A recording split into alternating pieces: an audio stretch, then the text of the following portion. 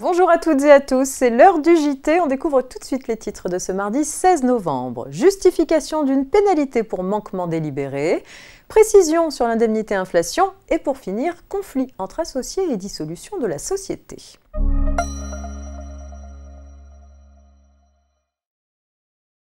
Pour mémoire, les insuffisances de déclaration sont susceptibles d'être assorties d'une pénalité de 40% lorsque le caractère délibéré de l'infraction est établi. L'administration fiscale doit être en mesure de démontrer qu'une inexactitude ou une insuffisance de déclaration a été commise et que le contribuable avait l'intention d'éluder l'impôt. Dans une affaire jugée récemment, une société s'était vue refuser le remboursement du crédit d'impôt recherche qu'elle sollicitait et le fisc avait remis en cause son statut de jeune entreprise innovante.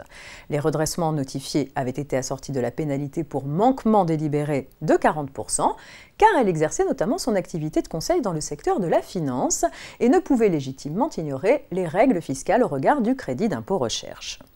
Les tribunaux ont validé ces redressements. Mais ils ont en revanche écarté l'application de la pénalité de 40% car la société a pu de bonne foi se méprendre sur l'éligibilité de ses dépenses au CIR et sur son éligibilité au statut de jeune entreprise innovante.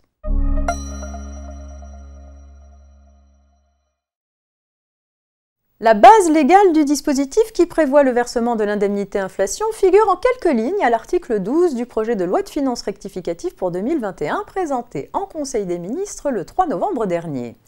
En pratique, les modalités seront détaillées par un décret d'application. Parallèlement au projet de loi et dans l'attente du décret, le gouvernement a diffusé sur son site internet un dossier de presse et des premières questions-réponses qui permettent de s'approprier d'ores et déjà les grandes lignes de ce dispositif. Concernant plus spécifiquement les salariés du secteur privé, l'indemnité inflation s'adresserait uniquement aux personnes âgées d'au moins 16 ans et résidant régulièrement en France. Les employeurs seraient tenus de la verser aux salariés qui ont eu un contrat de travail avec eux au moins une fois au cours du mois d'octobre 2021. L'indemnité serait attribuée sous condition de ressources et une personne ne pourrait percevoir qu'une seule indemnité inflation, même si elle y est éligible à plusieurs titres.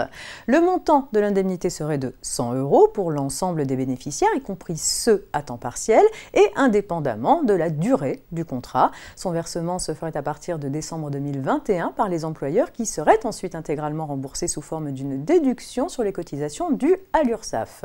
Mais attention, tout dépendra au final du texte définitivement voté et du contenu du décret.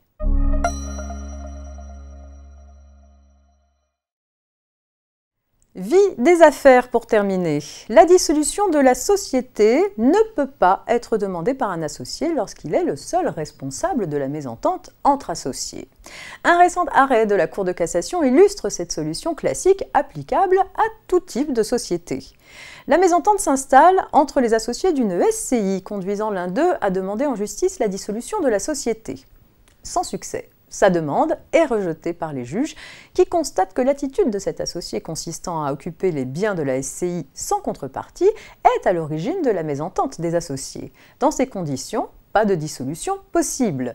La solution est heureuse en pratique, à défaut, il suffirait à tout associé souhaitant voir la société dissoute de créer un conflit avec ses associés. C'est tout pour aujourd'hui, on se retrouve demain, mercredi. Très bonne journée à toutes et à tous.